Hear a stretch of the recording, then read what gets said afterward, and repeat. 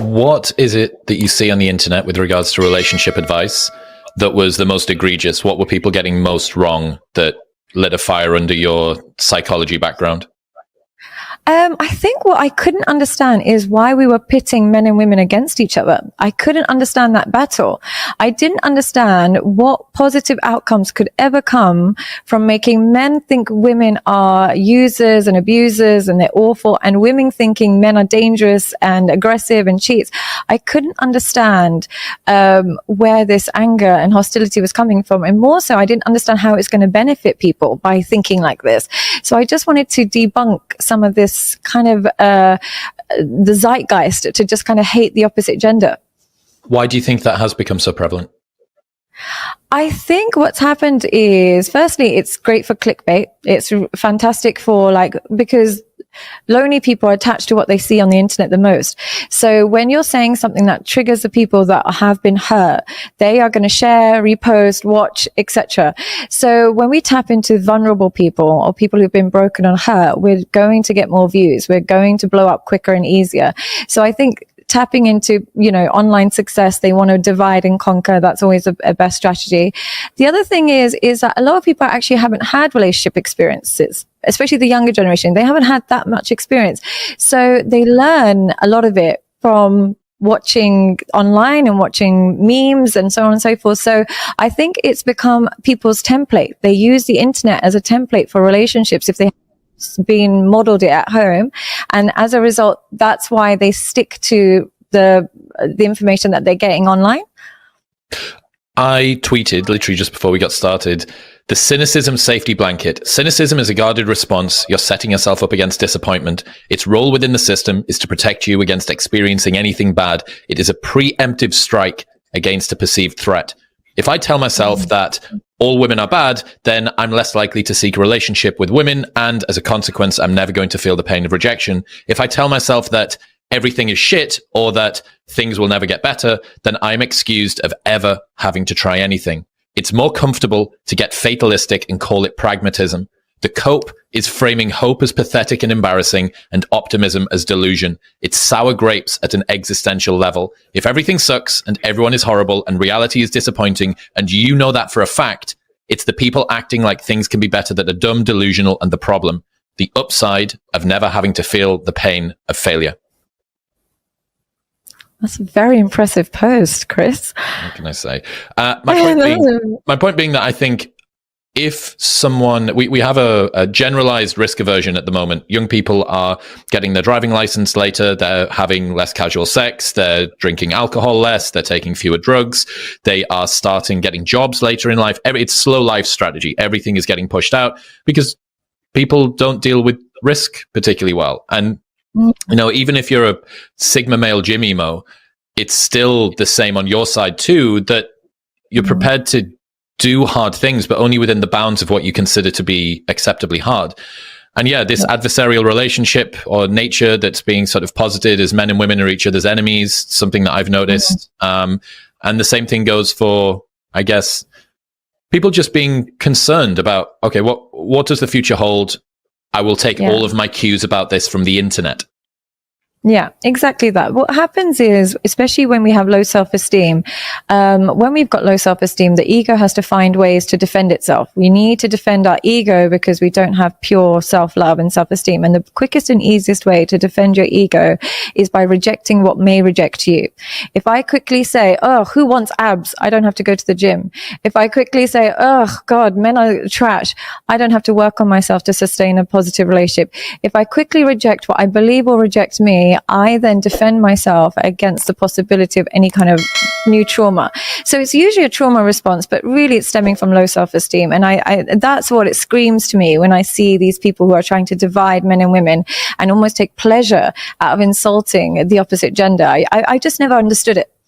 Shared hatreds are much more cohesive than shared loves, and getting people to bind together over the mutual distaste of an out-group is significantly easier than the mutual love of an in-group, which is why there are incentives online for creators to do this.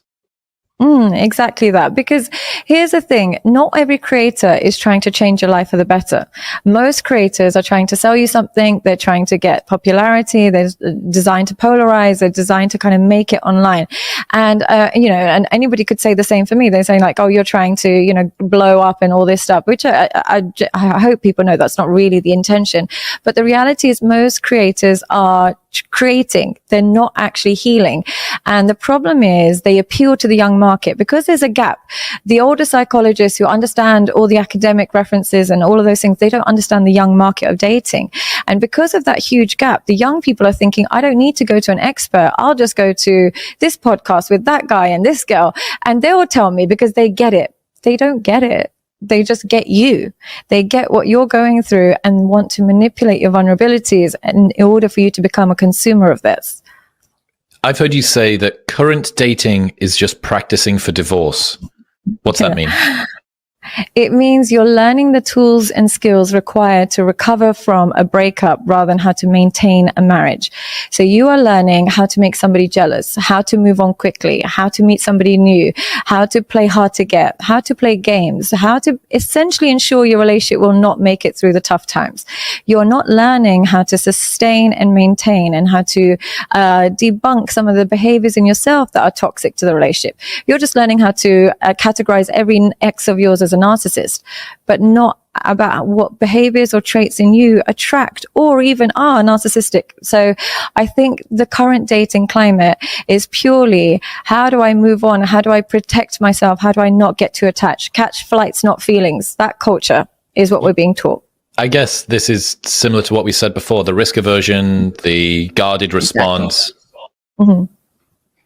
Exactly that. That's what it is. I mean, in your opinion, have you noticed that as well? Like from a man's perspective? I mean, I've noticed it as a woman because I remember trying to share something positive about men, and I couldn't find a meme online. I was looking and scrolling. I was trying to find something to show how lovely it is when you're loved by a man.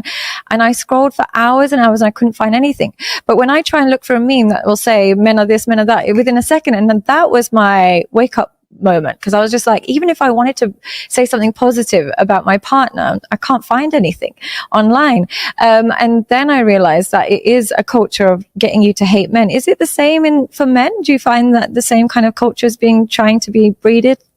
Certainly in terms of men having distaste for women, like, don't worry, King, you don't need her. She's just a hoe in any case. Like Sigma male memes abound. Yeah. There's a lot less positivity from men to men, generally. Right. I think that there are still pro-women cohorts, but there are fewer pro-men male cohorts. And, that's partly just because of the trend. Everyone says like women will give people compliments and not mean them. Men will take the piss out of each other and not mean it.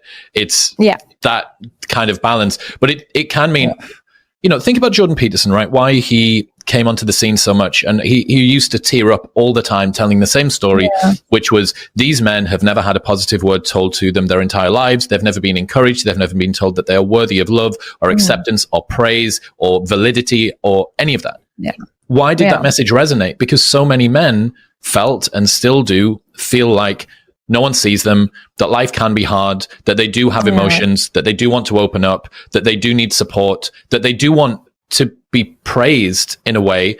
And because there is nothing deeper, I think, because there is still a challenge in maybe men opening up themselves some of the boundaries of that have been broken, but the boundaries of men responding to men that have opened up definitely still exist in a massive, massive way. So, okay, what are the ways in which I can get some validation from the world? Well, success, money, cars, education, women, status, prestige, dominance, aggression, all of these, they're like proxies for what a lot of men want. And that's not to say I want all of those things as well, right? But they're proxies for what men miss, I think, more spiritually and existentially. Yeah, I absolutely agree. I feel like in my work, when I've worked with men who have turned to prostitution and who have turned to pornography addiction, a lot of the time, especially when they turn to prostitution or even just a gold digger, they're so hurt when she doesn't like them back. So they're not paying for sex. They're actually paying for intimacy. And I always tell them, you can't buy intimacy. You can't buy it. This girl, you can buy her a bag and you can have sex with her, but you're craving connection. And that is something you can't buy. And the reason they're craving connection is because A, they don't know where to find it. And also they're being told if they do look for connection, they're a simp. That word simp gets thrown around.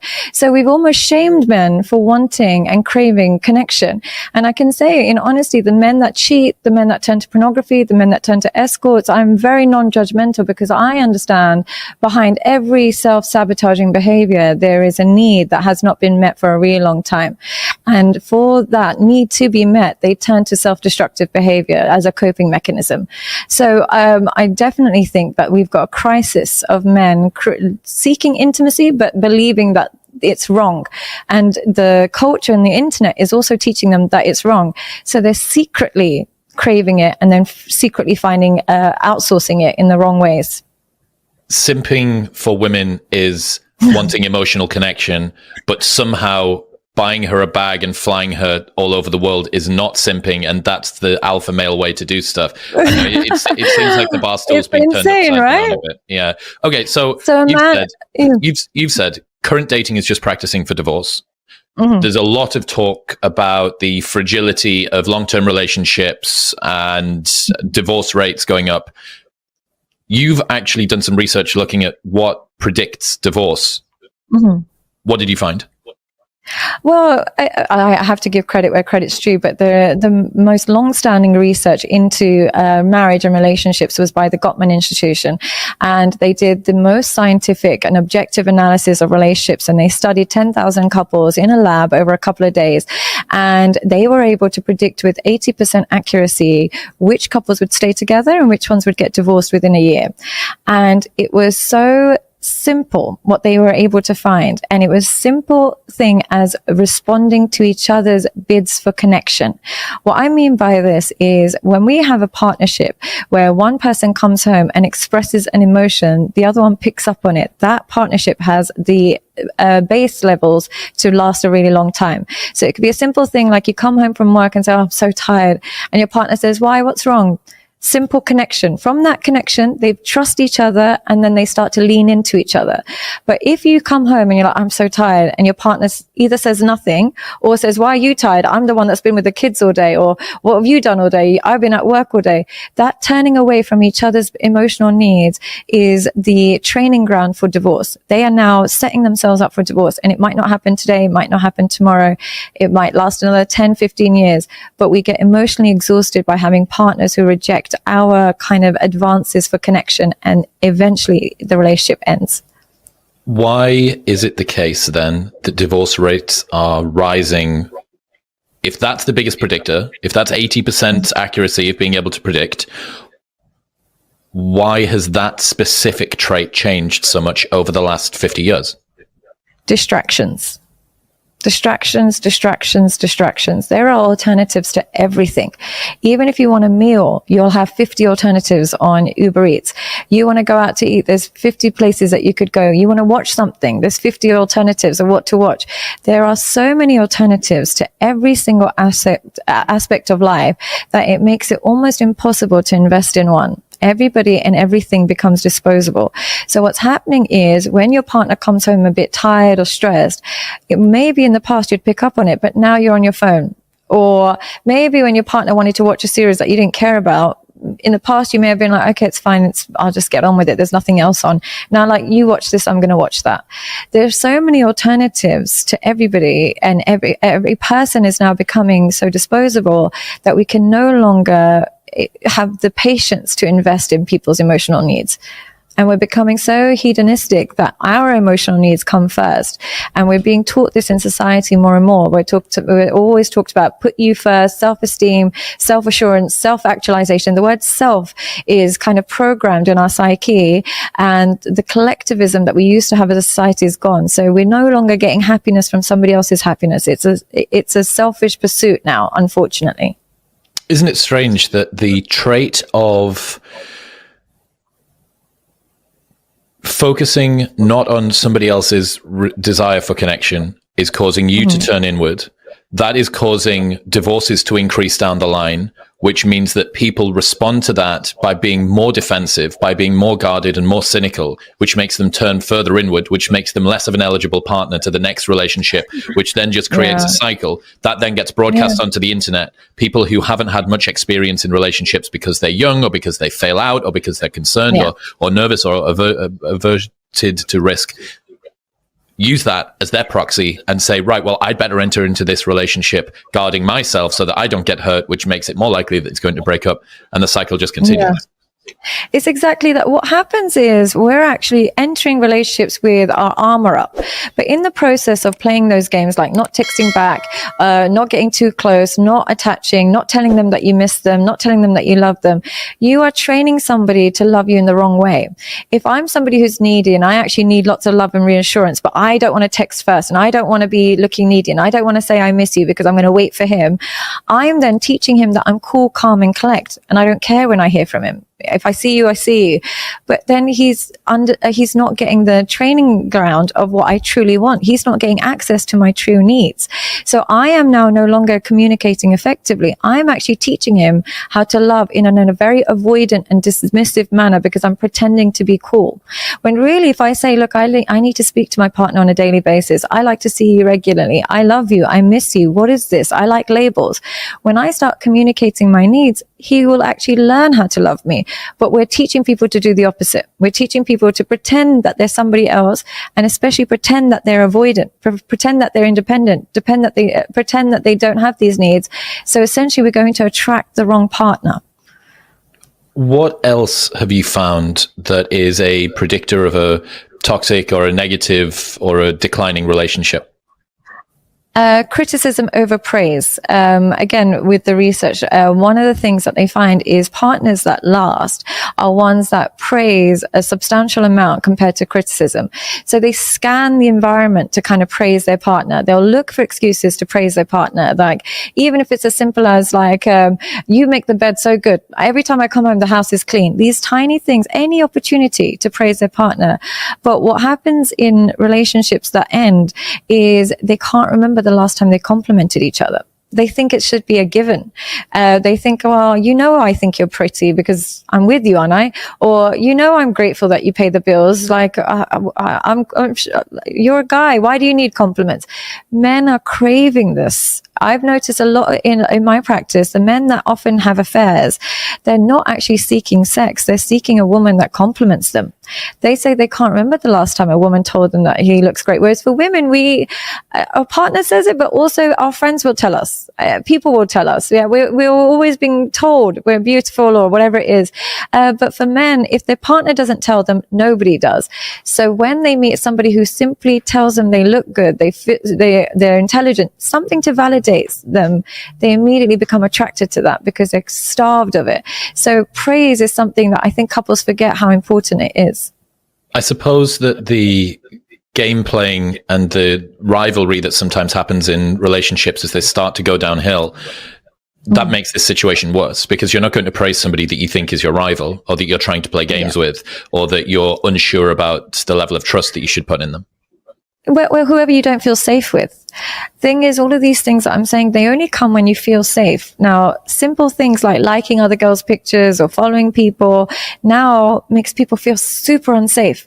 Super, super unsafe. So their guards go up. I know people that the moment they add somebody on Instagram and they see who they're following, they might have had a really great date with them. Everything was great, but then they look on their following like, oh, straight away, insecurities, guards, everything. So we're now, unfortunately, in an environment where you're thrown into the deep end. All your insecurities can now come alive through the use of social media. So people are going into relationships ready for it to fall apart. You've done a ton of work on trauma. You've mentioned that word maybe a couple of times already. I live in Austin, Texas. Austin, Texas is the sort of place where when I walk into a sauna, someone is talking about their trauma work that they've just done at an MDMA and ketamine therapy assisted sound bath in South America. And it's got me a little turned off from the word. I understand that trauma is a big deal. I've had guys on that run psychedelic assisted therapy for PTSD for veterans, but what is bollocks and what is not bollocks in the world of trauma? Where are people getting out over their skis? Where is it truthful? Well, here's the thing. There's trauma and then there's stress. Stress is situational. Yeah, it happens. You have a response to the stress, to what's going on, and you're stressed about it. How you know something is trauma is their response is disproportionate to the scenario. That suggests that there is a pre-existing wound. Something's happened before you came along that's made them hypersensitive about the situation, and their response is disproportionate. So whenever somebody's response is disproportionate to the scenario, there's potentially a wound. Now, I am personally of the opinion that for me personally, all the holistic kind of things don't necessarily work on me. I wouldn't really go do ayahuasca, and I wouldn't really be able to just do a bunch of affirmations. For me personally, that doesn't work. From my experience and personally, and I would love to hear what you think as well. For me, the only way to outdo trauma is to make better decisions in life. Your trauma is kind of going to be always leading you to self-destructive paths. It's always going to lead you towards self-sabotage. Your trauma is going to teach you to live for today and not worry about tomorrow. It's going to tell you to spend the money in the casino. It's going to tell you to pay for that escort. It's going to tell you to just indulge. But when you stop and you start valuing yourself and making good, effective decisions, you're going to beat that trauma. That trauma is like a devil inside of you telling you to almost kill yourself through vices. But when you stop and you take control and you say, I am going to make good decisions, I'm going to take self-control, you defeat the trauma. All the other types of therapies, for me personally, I really don't like to knock anything because everybody's different. It doesn't work for me sitting in the mirror telling myself I'm amazing. It doesn't work. I can sit there and say, you're gorgeous, you're beautiful. I'm never going to believe that. But if I say, get to the gym, don't eat carbs for today, don't eat sugars after this time, I don't care what my trauma is telling me. I'll start to feel more beautiful. But telling myself affirmations, it doesn't work on me. What about for you? What works well for you? So I don't know with regards to the trauma thing, but certainly in terms of what makes me feel better, I have to change my mind with the body. So if I don't train, if I don't get sunlight, if I don't move, if I get cold and hot within a day, I feel phenomenal. I went to a sauna and cold plunge place that I love here in Austin called Kuya, and took a bunch of friends from the UK there yesterday, and we did maybe 2 rounds of heat and cold. And you get out of the cold tub after wanting your life to end for quite a while. And one of the guys said, dude, I challenge anybody that's having a bad day to do that and not feel amazing after you finished. So for me, changing the mind with the body is a good place to start.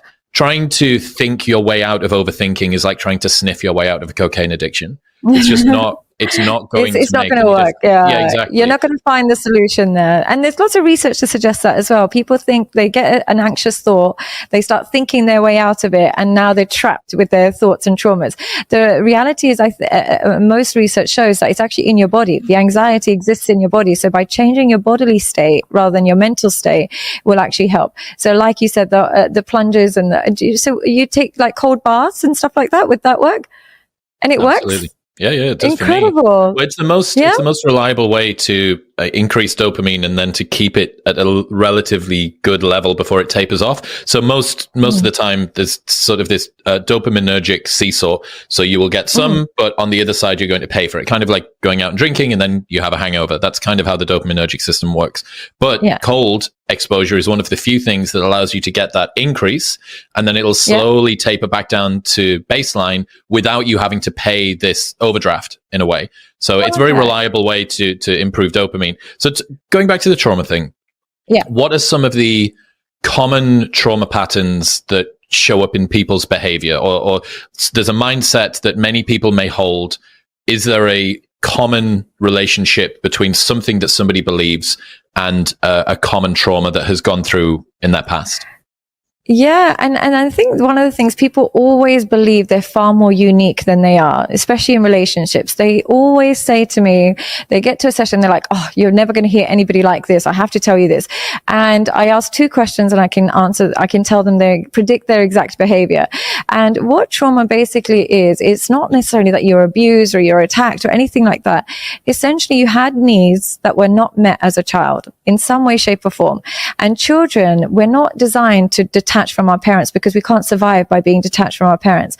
So we won't ever stop loving our parents who don't meet our needs, but we do stop loving ourselves. We stop investing in ourselves because we're thinking that we're not worthy of investment, and it's all unconscious. So what happens in relationships is they go into the relationships with the preparation that this person's going to hurt me. So I have two choices. I either cling on to them for dear life and hold on to them, and I can almost live in their skin and monitor their behavior and try and control everything they do and become preoccupied with them and watch when they're last online and just think about them all day, every day, just so they don't leave me. But in that desperate attempt to kind of keep them, we end up suffocating them and fighting with them to keep them, and the relationship ends. Or you can go down the other route, which is to become completely independent, completely avoidant, dismiss, emotionally detached, emotionally guarded, and almost have a partner there, but act as if they don't exist. Have a separate room, don't invest too much, maybe have alternative partners here and there, and have the avoidant route, which I'm sure you've come across before. So we either go extreme anxiety or extreme dismissal and avoidance. And that is really the two trauma responses when it comes to relationships. When you're looking at trying to fix somebody's attachment, what are the places that you start at? The first thing I always ask them to remember is your anxiety or your defense mechanism is not symbolic of love. What happens is people seem to think if they're preoccupied with someone and they're thinking about them all day, every day, and they're trying to control their behavior and they're watching them, I must be in love. I can't stop thinking about this person. I know he's toxic. I know he's not good for me, but I can't stop thinking. I'm watching when he's online. They mistake that preoccupation as love. They think I must be in love with that person when really it's a signal. It's a signal to show that your trauma alarm has been activated. This person is not soothing you, or you are finding the problems in this relationship. But either way, it's not a symbol of love. It's a symbol that something's wrong. It's a signal that you haven't been able to soothe yourself, or this relationship is not soothing. So we have to dissect which one it is. Is it the person or is it your own anxieties? So we start with their response. Or it could be a man that says, she's really great. I love her. She's done nothing wrong. She's perfect, but I don't really care about her. I don't really like her. I don't know. I need space. I feel suffocated. But when she leaves, I really miss her and I always get her back. But when she's with me, I always end up texting other girls. That's still a trauma response. There's a part of you that's craving distance, but intimacy at the same time. So we look at it and we try and relabel the behavior, because the avoidant will think, I don't care. And the anxious will think, I'm obsessed and I care too much. Both of them are defense mechanisms. That dynamic of the guy with the girl, when he gets the girl, it's too suffocating. And when he's away from the girl, he's wistful and wishes that he could get her back, is a dynamic that I have seen so many times. Why is that so common? What is it that's going on inside of the male brain that's causing that? Well, it would be. A lot of men think it's just the chase. They like the chase. And once they've got conquered, they no longer like the girl. There's an element of that, and that does happen. But majority of the time, it's when the man had emotionally distant parents. When the parents didn't take the time to truly get to know them and be truly there for them in terms of their emotional needs, what happens is they assume nobody's going to be there for their emotional needs. And the best way the ego defends itself is saying, I don't need anybody to be there for my emotional needs. I don't need to talk about my feelings. I don't need to connect. I don't need someone in my space all the time. So they replace what they didn't get with what they don't want. And so when they meet somebody who's trying to emotionally connect with them, they label it as, I don't need this. Go away. Leave me alone. And they'll distance themselves, distance. But when she leaves, they're in pieces. So they obviously do need it. They just don't know how to navigate this need alongside their trauma. So they end up pushing away the very people that they love and are trying to love them. And they attract clingy partners. What happens is the avoidant person always attracts the clingy, because if a distant, independent person met another distant, independent woman, they don't have the glue to keep them together. So they also don't feel validated by somebody who doesn't care to see them. But when they meet that clingy partner, they get the validation that I'm loved, but then they don't have to put in the work because they know she'll love you and cling on to you regardless. So the clingy and the distant are always together. One of the other common archetypes I think that I'm seeing at the moment are people who continue to crave validation even once they're in a relationship. This is facilitated by social media, obviously, the fact that you can get, let's say that you have an argument with your partner and then you decide to post a thirst trap photo, or you decide to start following a bunch of different girls. Is it cheating? Well, we don't really have any rules around relationships to say, if you went out and had sex with somebody, that's definitely cheating. But this is more kind of passive aggressive, global. I'm just going to do it. I've got an excuse. If they do bring it up, it's because of their insecurity. They almost deserve it because we just had this argument. And it's kind of, there's a lot more degrees of freedom between in a relationship and out of a relationship, and everyone can fuck about in the middle section there.